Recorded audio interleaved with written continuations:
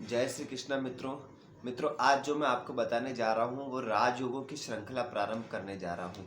मैंने सूर्य से लेकर शनि पर्यंत सारे ग्रहों के बारे में आपको एक सामान्य प्रभाव बता दिया है कि 12 भाव में कैसा प्रभाव हमको देखने को मिलता है। अब जो मैं बताने जा रहा हूँ राजयोग बताने जा रहा हूँ। उसमें जो सबसे पहला राजयोग है वो है नीच भंग राजयोग। ठीक है मित्रों, नीच भंग राजयोग देखो, कोई भी जन्म कुंडली जब अपनी ज्योतिषी एकाएक परमानेंट क्या कहूँगा, मतलब प्रॉपर वे में बिल्कुल सही तरीके से कोई भी ज्योतिषी बनने में थोड़ा समय लगता है। उसके लिए पढ़ना पड़ता है, गुरुकुल में पढ़ना पड़ता है, गुरुजन से सानिध्य लेना पड़ता है। लेकिन आप जब थोड़ा बहुत ज्योतिष को जानने लगते हैं तो सबसे पहले उच्च और नीच के ग्रह के बारे में जानते हैं। ठीक है, तो वहां तक जानकर भी आप अगर अपनी भी जन्म कुंडली देख रहे हैं तो आपको लग गया कि अरे नीच का ग्रह है तो एकदम डर से जाते हैं, और नीच का ग्रह है तो अब तो दिक्कत हो गई, ये वो ऐसे पूरा ज्ञान हो नहीं पाता है ज्योतिष का, तो थोड़ी समस्या हो जाती है। तो आपको क्या करना है, आप कुछ नहीं करना है, जो मैं बता रहा हूँ वो देखना है कि नीच भंग राजयोग आपके बन रहा है कि नहीं बन रहा है। ठीक है मित्रों,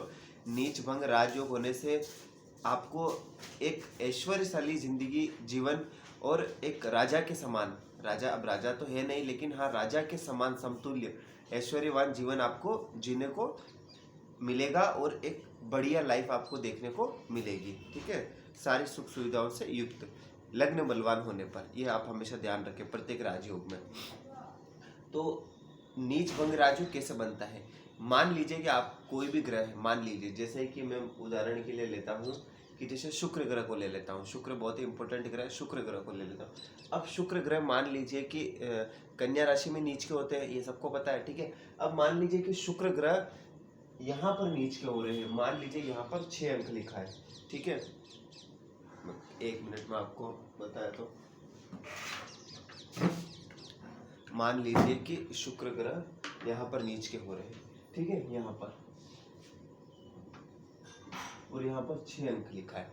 ठीक है, मान लीजिए शुक्र यहाँ पर नीच के हो रहे हैं, या यहाँ पर नीच के हो रहे हैं, या यहाँ पर। तो नीच भंग राजयोग का जो पहला सूत्र वो कहता है कि यदि कोई भी ग्रह तीसरे, छठे, 8वें या 12वें भाव में अगर नीच का हो रहा है तो वह स्वतः ही नीच भंग हो जाएगा उस ग्रह का। ठीक है, वो ग्रह नीच का प्रभाव उतना नहीं देगा।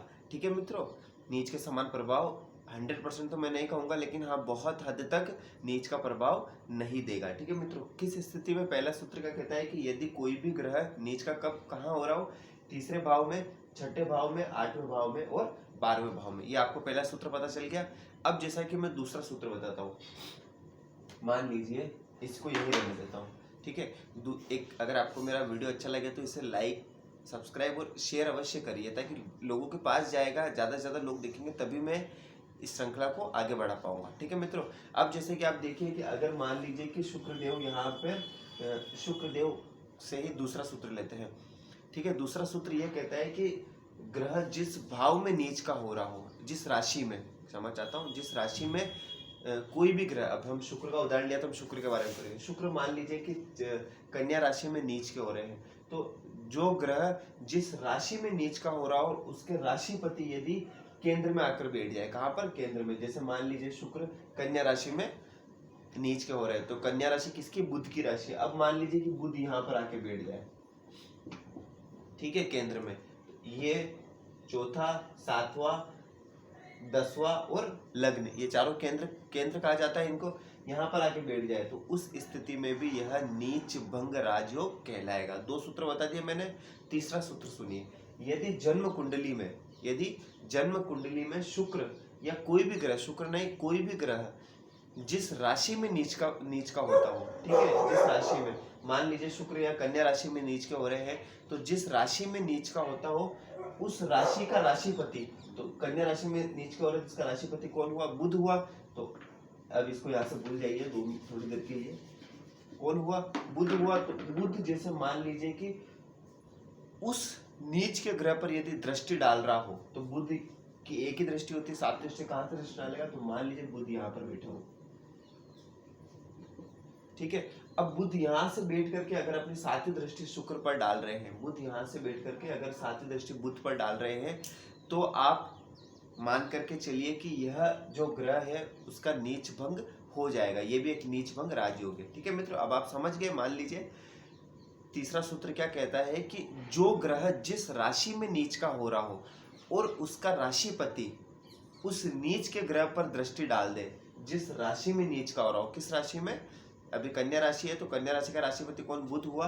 तो बुध अगर इस नीच के ग्रह पर दृष्टि डाल दे, जैसे मान लो कोई दूसरा गुरु हुआ तो 5वीं 9वीं और 7वीं दृष्टि होती है, बुध की एक ही दृष्टि 7वीं, तो दृष्टि डाल दे तो वो नीच भंग हो जाएगा। समझ में आ गया। चौथा सूत्र सुनिए। चौथा थोड़ा सुनने में भी आपको कठिन लगेगा बट बहुत सरल है, मैं बता दूंगा। चौथा सूत्र क्या कहता है कि जो ग्रह जिस राशि में नीच का हो रहा हो, जो ग्रह जिस राशि में नीच का हो रहा हो, जैसे मान लीजिए शुक्र कन्या राशि में नीच के हो रहे हैं। शुक्र किस राशि में नीच के हो रहे हैं, कन्या राशि में, ठीक है। तो जो ग्रह जिस राशि में नीच का हो रहा हो उसका राशिपति, ठीक है। तो शुक्र किस राशि में नीच के हो रहे हैं, कन्या राशि में। इसका राशिपति कौन हुए, इसके राशिपति हुए बुध। वो जिस राशि में उच्च के होते हो, तो बुध किस राशि में उच्च के होते हैं, तो बुध होते हैं मीन राशि में। बुध किस राशि में उच्च के होते हैं, तो क्षमा चाहता हूँ, बुध किस राशि में उच्च के होते हैं, तो बुध होते हैं कन्या राशि में उच्च के। बुध किस राशि में होते हैं, मीन राशि में तो नीच के हो जाते हैं। बुध किस राशि में उच्च के होते हैं, कन्या राशि में, क्योंकि कन्या राशि में शुक्र नीच के होते हैं और बुध उच्च के होते हैं। तो उस राशि का, जैसे मान लीजिए कि जो ग्रह जिस राशि में नीच का हो रहा हो उस राशि का राशिपति जिस राशि में उच्च का होता हो, वह राशि अगर केंद्र में आ जाए तो नीच भंग राजयोग कहलाता है। उदाहरण से समझाता हूं आपको। जो ग्रह, अब हमने शुक्र ले लिया तो शुक्र और बुध एक दूसरे के एक ही राशि में उच्च के और नीच के होते हैं, तो इसलिए थोड़ी दिक्कत आ रही है, बट आपको समझने में मैं समझाता हूँ। जो ग्रह जिस राशि में नीच का हो रहा हो, किस राशि में नीच का हो रहा है, तो कन्या राशि में नीच का हो रहा है। उस राशि का राशिपति, उस राशि का राशिपति कौन हुआ, बुध। जिस राशि में उच्च का होता हो, जिस राशि में उच्च का होता हो, किस राशि में उच्च का होता है, बुध। तो बुध कन्या राशि में उच्च का होता है, ठीक है। तो उस राशि का राशिपति, जिस राशि में उच्च का होता है उस राशि का राशिपति, यानी कन्या राशि का राशिपति कौन हुआ, बुध, यदि केंद्र में आकर बैठ जाए, मान लो यहीं बैठ गया, यहीं बैठ गया, या यहीं बैठ गया, कहीं पर भी एक जगह बैठेगा, बता रहा हूँ उदाहरण के लिए, यही बैठ गया, तो वह नीच भंग कहलाएगा। ये चौथा सूत्र मैं आपको एक दूसरा कोई ग्रह लेके बताता हूँ। जैसे मान लीजिए कि ये शुक्र नहीं है, मान लीजिए कि यह